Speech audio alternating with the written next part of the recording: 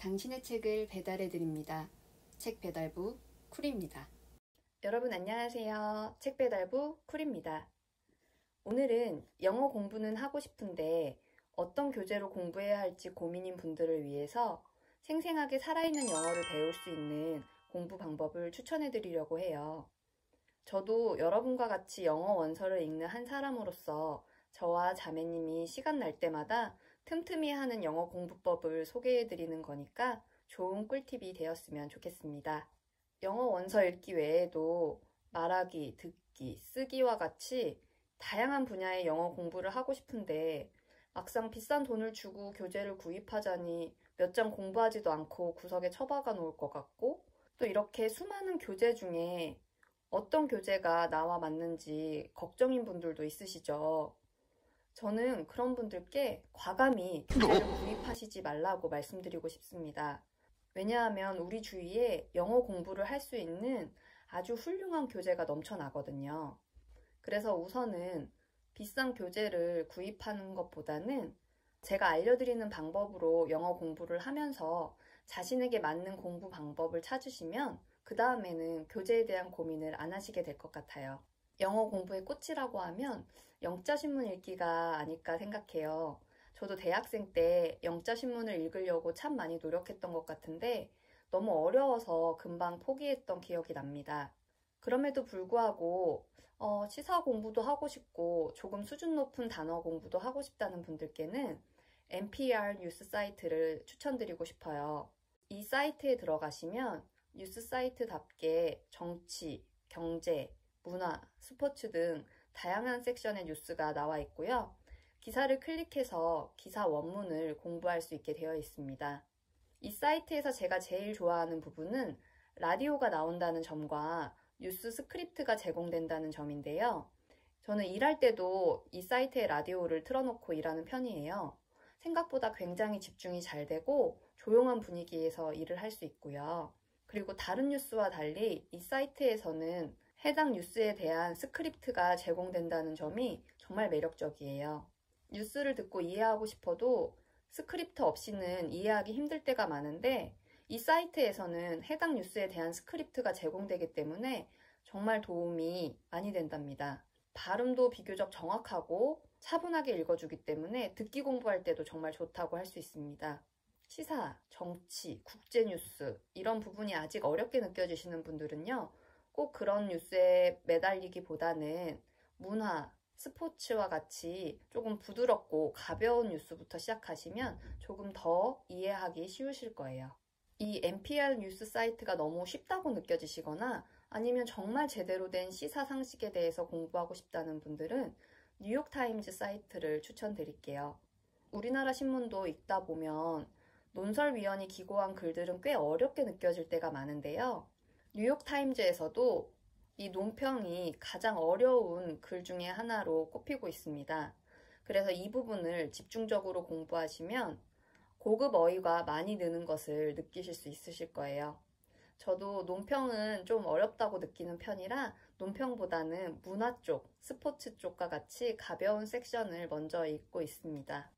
원서나 신문을 읽기에는 좀 부담스럽고 그래도 영어 글을 좀 읽고 싶은데 가볍게 읽을 만한 게 어디 없을까라고 고민하는 분들께는 라이프헥 사이트를 추천드릴게요. 라이프헥은 자기 개발, 심리학, 건강, 멘탈 이런 다양한 분야의 칼럼이 올라오는 곳으로 여러 사람의 글이 올라오기 때문에 다양한 시선으로 글을 읽을 수 있고 비교적 어렵지 않아서 쉽게 읽으실 수 있어요. 저 같은 경우에는 출근길에 짬이 나면 잠깐 혹은 자기 전에 읽고 있습니다. 원어민처럼 자연스럽게 말하는 영어를 배우고 싶은 분들께는 테드 사이트를 추천드리고 싶어요. 테드 사이트는 이제 영어 공부한다는 분들은 거의 모르는 분이 없으시죠. 우선 강연을 들으면서 지식을 쌓을 수 있고요. 그 다음에 강연자가 연설하는 모습을 보며 발표할 때의 애티튜드를 배울 수 있고 영어로 자연스럽게 말하는 법을 정말 많이 익히게 되는 것 같아요. 저는 영어로 말할 때 가장 어렵게 느끼는 부분이 음의 높낮이가 있는 부분이에요. 그래서 이제 음의 높낮이 없이 영어를 말하다 보면 잘 이해하지 못하는 경우가 많이 발생하거든요. 그래서 저는 이 테드 연설을 보면서 자연스럽게 말하려면 어떤 높낮이 높낮이를 가지고 말해야 되는지를 공부하게 되는 것 같아요.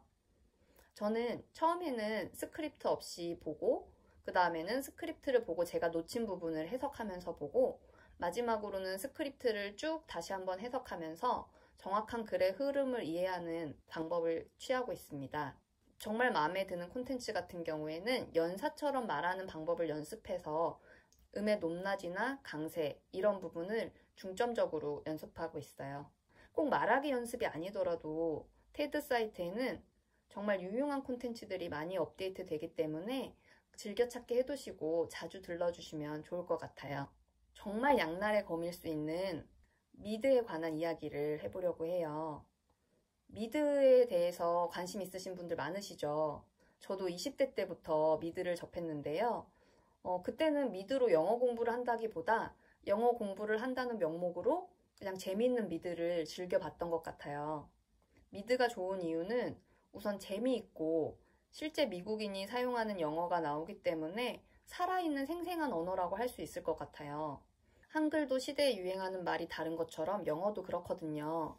그래서 저는 영어 공부를 하기 좋은 미드 장르로는 시트콤을 추천해드리고 싶어요. 일상생활 이야기가 나오기 때문에 활용하기 좋은 표현이 많이 나오는 편입니다. 어릴 때 미드로 영어 공부 좀 했다는 분들은 아마 프렌즈는 다 아실 거예요. 이런 프렌즈 같은 미드를 시트콤이라고 할 수 있는데요. 빅뱅 이론, 위기의 주부들, 모던 패밀리 같은 시트콤도 많이 봤던 것 같아요. 최근에도 다양한 미드를 많이 봤는데 공부를 위해서 봤다기보다는 재미를 위해서 본 거라 이렇게 저처럼 드라마 보듯이 미드를 보는 거는 비추드리고 싶어요. 미드로 영어 공부를 할 때는 보통 비슷한 루틴을 갖고 하는데요. 처음에는 한글 자막으로 미드를 봅니다. 왜냐면 그게 흐름과 내용을 이해를 해야 되기 때문인데요. 물론 진짜 공부는 자막 없이도 다 이해하는 거지만 아무 내용도 모르는 상태에서 한글 자막 없이 내용을 이해하는 건 정말 어렵기 때문에 한글 자막으로 우선 보면서 내용을 파악하고 그 다음에 영어 자막을 보면서 발음과 표현을 이해하고 중요한 표현을 자연스럽게 말할 수 있도록 연습하는 게 가장 좋은 방법 같아요.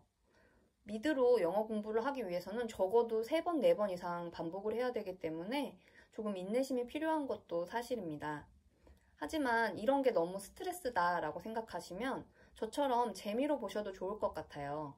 저는 처음에는 한글 자막으로 내용을 보거든요. 그러다가 이제 어느 정도 몇 편 보면 그 내용이 익숙해지게 되고 등장인물이 익숙해지게 되니까 그 다음에는 영어 자막을 켜서 미드를 보고 있습니다. 어느 정도 흐름을 따라갈 수 있기 때문에 자막만 봐도 이해되는 경우가 많고요.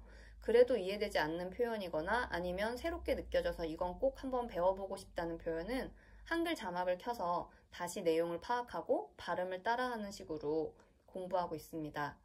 이렇게 하면 정식으로 영어 공부를 하는 것은 아니지만 크게 스트레스 받지 않고 또 재미있는 드라마를 보면서 영어 공부도 했다는 위안을 얻을 수 있게 됩니다. 또 좋은 영어 공부법 중 하나가 팝송이란 거 아세요? 우리나라 노래도 보면 예전 가요의 가사가 더 시적인 경우가 많잖아요. 저는 비틀즈 노래를 참 좋아하는데요. 그래서 비틀즈 노래를 들으면서 영어 가사를 써보고 해석도 해보고 따라도 불러보면서 자연스럽게 영어를 익히는 방법에 대해서 많이 생각해보게 된 것 같아요. 여러분들도 좋아하는 그룹 혹은 좋아하는 가수의 팝송 가사를 찾아서 해석해보고 음에 맞춰서 따라 불러보면은 영어를 공부한다기보다는 즐거운 시간을 보냈다는 생각을 갖게 되실 것 같아요. 미드나 팝송 같은 경우는 공부라기보다 재미로 느껴질 때가 많아서 덜 부담스러우실 거란 생각이 듭니다. 영어 원서를 읽다가 뭔가 지친다는 생각이 들 때 이런 방법을 활용하셔도 좋을 것 같고요. 아마 많이 알고 계신 내용도 있으실 거라 생각해요. 하지만 아는 것이 중요한 게 아니라 우리에게 지금 필요한 거는 도전하는 것, 아는 것에서 그치지 않고 한 걸음 더 나아가는 게 아닐까 생각해 봅니다. 우리 잘 맞는 영어 공부법을 찾아서 꾸준히 함께 했으면 좋겠어요. 영어 공부가 취미라고 당당하게 말할 수 있는 그날까지 저 책배달부 쿨이 함께 하겠습니다. 오늘 콘텐츠 재밌게 보셨다면 구독, 좋아요, 알림 설정 부탁드릴게요. 다음에도 또 재밌는 콘텐츠로 찾아오겠습니다. 감사합니다. 지금까지 책배달부 쿨이었습니다.